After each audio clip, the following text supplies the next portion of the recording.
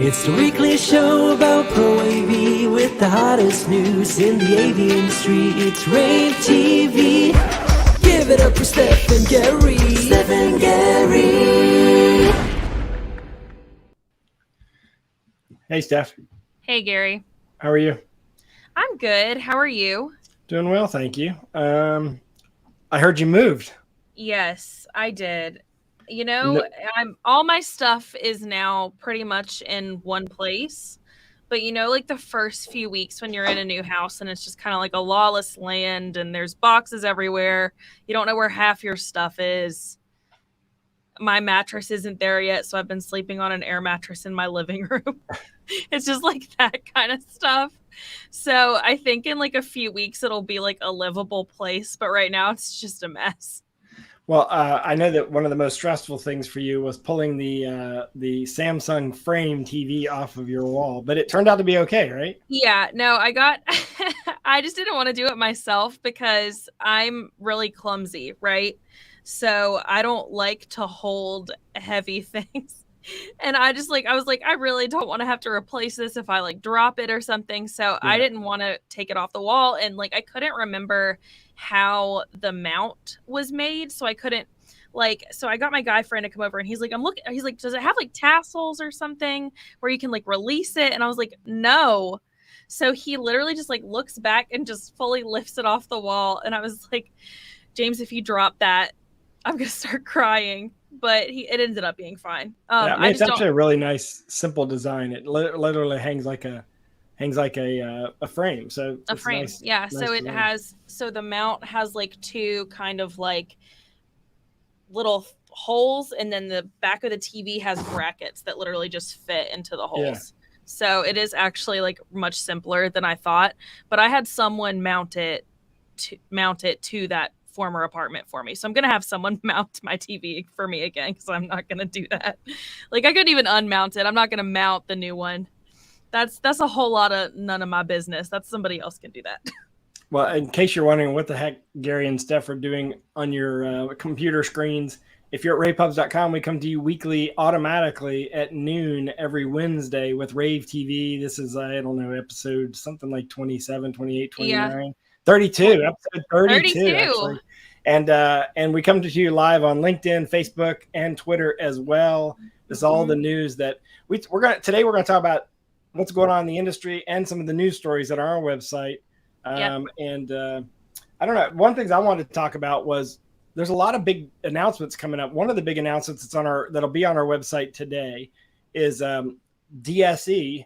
You know, they announced that they're going to have their show again in March. They're coming back. They're now owned by Questec, and they announced a big partnership with the DSF, the Digital Signage Federation. Mm-hmm. That story will be on our website this afternoon. And I think this is big news for the digital signage market, Steph, because they've been kind of without an exclusive show, and bringing that show back, back in Vegas. We're going to do some cool things at that show. We're going to do I'm going to actually invite some, I don't even know if you know this stuff, but I'm going to invite like, a dozen key advertising industry executives from actual agencies to come and tour the show and actually tour a couple of signage installations so that they understand sort of where digital signage is in the advertising ecosystem. Because as you know, I'm helping work on the digital signage impression metrics study for the ad industry so that we can put it in programmatic. So I'm going to bring a bunch of industry execs to the show myself and give them a personal tour. We're also going to take a much bigger crew than we've ever taken before to cover that show. That'll be exciting. Because we're going to try to help turn it into more of a global show. So I'm excited about that, Steph. And I know you like digital signage as well. Yep, that'll be really fun. I just think that the way that digital signage like interacts with advertisement and kind of where those two kind of very separate industries interconnect is very interesting. So I'm very excited for the show. I know everyone in digital signage was kind of worried there for a minute, like, do we have a trade show anymore? So it is exciting that it's up and coming, and it'll be back in Vegas of all places. So that'll be a busy week for us because DSC will be happening. And then Enterprise Connect, I think, is happening that same week. So yeah, I think so. And then right before it, we go to ISC, and right after we have Infocom. It's going to be a spring. I'm excited to be back traveling. ISE is going to be in Barcelona. We'll talk to you more about ISE. In fact, I did an actual interview with Mike Black, and we're going to talk about that a little bit later in our broadcast. But I know that you want to start jumping on some of the stories we have this week because we have a lot of news. Like a lot of stuff is going on. Yeah, there is a lot of stuff going on. So first of all, Sarah Abrams, who many of you know, many of you love, she's still around. She decided that she wanted to write a column this month. And I just am like, Sarah, just write whatever you want. I will publish whatever you say. So she decided to write about blue LEDs and how LEDs were initially discovered by scientists in like late 1950s, early 1960s. But blue LEDs took a lot longer to discover and figure out how to make and manufacture. So she writes about how that was a problem and writes about how that affected our industry and like kind of continues to affect our industry today. So it's a very interesting piece. She's a really great writer, as all of you know, and it's very scientific. You can tell she did a lot of research. And she's becoming an LED expert, and because of that, she's working on a big white paper for us that you'll see coming out that kind of is everything you need to know about LED, because there's a lot of confusion around what micro and mini and fine pitch and the different kinds of fine pitch LED is. But you know, that's a complicated market because it's kind of the Wild West, right? I mean, you have a bunch of companies from all around the world making all sorts of claims. And back in the early days, this is before you, I don't know, maybe even before you were born, Steph. I know it sounds terrible, but back in the early days, there was this thing called the Projection Shootout. We started in 1990, and it ran for about 12 years. And that group that started that created a bunch of standards for listing specs for projectors, because what's happening is somebody would make a claim of brightness that was not true, but there was no way to verify it because there was no standards for that. So that created a bunch of standards. That hasn't happened in LED. There hasn't been that event or that group of manufacturers that met together. So in the case of the projection industry, all the brands got together and decided we're going to come up with standards. In LED, they haven't. The one thing that they kind of was really involved with that, wasn't he? What's that?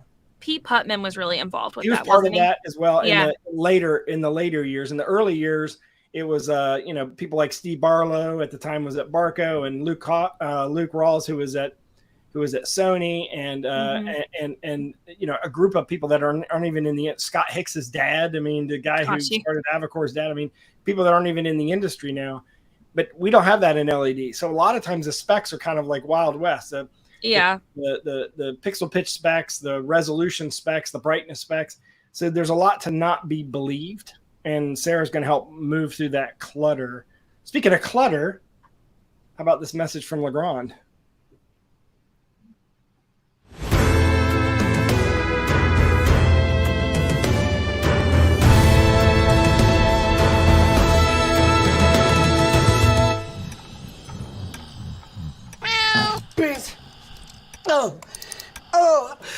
Thank you for calling Daylight, where we're passionate about screens even at 3 a.m. How may we help you? Hey, Karen. This is Rachel with Acme Integrated Solutions. Oh, hi, Rachel. Hi. Bad news. The Glacier Sanctuary has stopped construction indefinitely, so the screen installation is on hold. Oh, no. Why are they stopping? I guess Antarctica has a bright season. It's going to be light out 24 hours a day for months. I know your HD progressive screens work well with controlled light conditions, but there is no way they can handle the constant punishing sun of the South Pole. And since no modern professional environment can exist without high-quality projection screens, show them we care. Saving glaciers will have to wait. Tell my children we tried.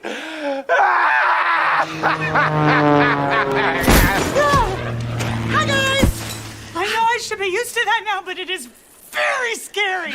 Look, there's no need to shut down. We have Parallax ALR screens. Yes! What, ALR? Ambient light rejection. Technology that can handle oodles of ambient light situations. Even a situation called the sun. Karen, I know daylight screens are the best, but this isn't just the sun. This is the sun all the time. It's no problem. Big problem. With sun all the time, reflecting off snow all the time, won't it be brighter all the time? Well, it will be brighter, but Our parallax surfaces are designed to preserve high contrast images in the brightest of environments, even the all the time ones. But that's just brightness. What about glare? Once our glass dome is finished, it'll basically be a giant prism, spewing sun lasers from every direction. Glare will be everywhere. There'll be no escape! There will be an escape because parallax screens are not TVs. They reject and absorb light, so there's no glare. And they make parallax screens big enough for Glaciers? She's right. That's way too small. Parallax screens come in seamless sizes up to 16 feet tall. Perfect. Oh, no. Look, see for yourself. It's beautiful. It's parallax.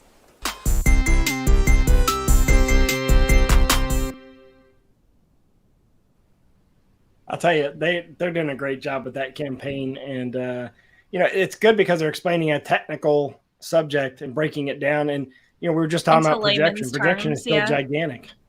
Yeah, exactly. And I just think that the way that they broke that down in the commercial is funny. It's digestible for the average person, and it's hilarious. So she's a great actress. Yeah, so she is. Let's pop on over and take a look at Leon Speakers, who is really well known in the high-end residential market, is really making some moves in the commercial space. I love their product line, by the way, and they've got a partnership now with Logitech going after the UCC market to kind of up the level of quality of the audio output and acoustical challenges that you have in those types of meeting spaces. And that story is on rAVepubs.com right now. And that segment of the market, there's a lot of partnerships there. I think, you've got Zoom and Teams that did their whole partnership thing. You got Barco that did their whole partnership thing. Yes. With all the different brands to, for compatibility with the ClickShare conference. And now you have each of the companies that make speakers, microphones, and cameras all doing compatibility agreements. This market is really kind of maturing quite a bit. And as companies open back up, Steph, I think we're going to see a lot more money spent on UCC gear. Yeah, well, I just thought it was interesting to include that one because I really like Leon Speakers as a company. I really liked their booth at InfoComm. We both talked about their booth, that it was really cool. They had that camper that you I wanted the camper. I wanted to buy the camper. And they were like, not for sale. It's not for sale. But I really liked, I can't remember the name of it, but they had a speaker that was made to look like a piece of art. You know that I love anything that is made to go in your home and not look like technology, but it looks like art instead. Yeah. Because I don't like black boxes. I don't like anything to look like technology in my house. I want everything to look sleek, pretty, like art. And now they have speakers that have art printed over it, and they're in a frame so they can go. But wanted to include because I like that company, and also because I think the resi-mercial market is not something to be ignored. I think there's only going to be more companies like this that are going to keep partnering with other UCC popular companies in our market, because that's where things are going. You have to make work from home solutions if you want to be in the AV industry now. Yeah, we're having a great year considering all that's gone on, and AV is continuing to grow. And we all just came back from InfoComm just a few weeks ago, and we got a ton of stories about InfoComm on our website at rAVepubs.com/InfoComm 2021. One of the most recent blogs written was by Megan Dutta about, she went through and interviewed or asked people what they do to prepare for their first InfoComm and kind of how they enjoyed the show and what was the favorite part of the show and what they did, the biggest takeaway from the show. All those are wrapped up in one article that Megan wrote. I really liked this piece. It was kind of cool. I was surprised at how many of those people I knew that had never been to InfoComm. They had never been to InfoComm. I just kind of assumed that everyone else had also been to InfoComm before. And this is a very interesting first InfoComm, I think, compared to my first one in 2016 in Vegas, this was it was obviously a lot smaller, but just so much pared down and different. You probably got to, if this was your first InfoComm, you probably kept hearing, well, this isn't normal. But at the same time, you probably were like, wow, this is interesting because I actually can talk to a lot of people for a long time. And then they're going to go to the next one and be like, what the hell? There's no time to do anything. Yeah. At a normal InfoComm, I don't have time for anyone. I am running around. I have a Plinko board. Usually I am in about 3 spots and I'm like yelling all day and I don't have time to talk to nobody. So it was a nice InfoComm for me, but I do think it would have been an interesting one as your very first InfoComm show. And by the way, I'm getting ready to fly, as you know, to Utah. My daughter's swimming in a giant swim meet, college swim meet over the next 3 or 4 days. But I'm here in my home office with my Shure mic, and you've got your nice purple Shure mic. Yeah, I've got my purple one. As you know, in addition to Legrand, Shure is a sponsor of ours, and they want this message delivered to our readers and watchers of rAVe TV. So check it out.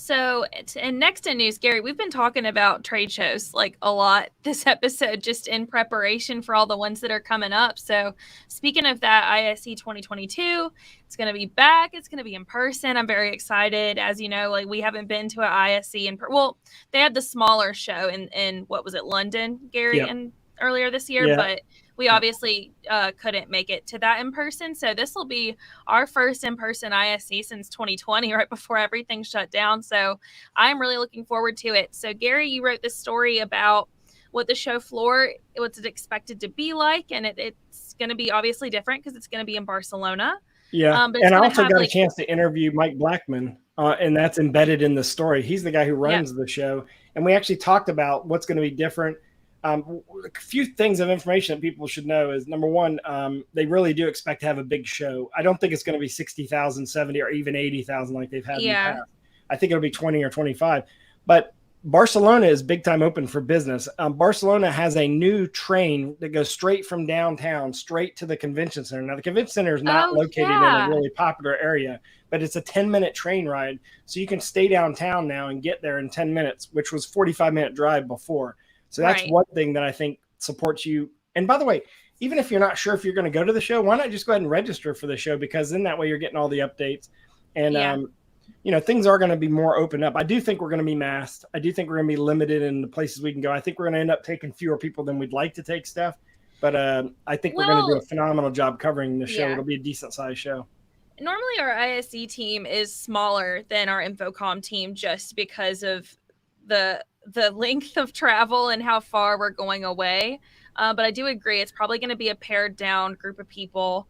But you know, I'm really looking forward to it. I think this is as close to normal as we're going to get. So I'm ready to go. I'm so excited. I've never been to Barcelona either. Overseas, the only 2 places I've ever been are Amsterdam for ISE and Israel. So those are my only 2 like out of the country experiences. So I'm excited to go to Barcelona. Yeah, I'm excited that it's going to be a big show. Like, even though it's not as big as normal, 25,000, what I'm guessing, that's going to be a big show for us. So I'm excited that we're going to actually have a big show. When we'll take a big group. I mean, we'll take, I don't know, we'll probably take at least 10 or 12 people there, I would guess, to be able to cover which is like still a sizable media team. You know, probably more sizable than anyone else sending like a media team from the States. But I'm excited. By the way, on our notes that for our show, there was a Legrand note, and I didn't know if that was duplicate or not. I just deleted it, so I apologize if you didn't notice I deleted that. But Legrand was listed there again, so I don't know if that meant we were supposed to show that ad then or what. But oh no, you're good. You're good. Okay, good. All right, so on to the next. What's next? On to the next. So you wrote up this as well. So this is a little case study about the Sdvoe Alliance. They did this thing in this like this New York City retail and entertainment complex where they worked with Netgear and Aurora and SNA displays to kind of put together this retail display in New York, which is very excited. Whenever I think of like retail displays in New York City, I think of the old Toys R Us that used to have like a Ferris wheel in the middle of it. Do you remember that, Gary?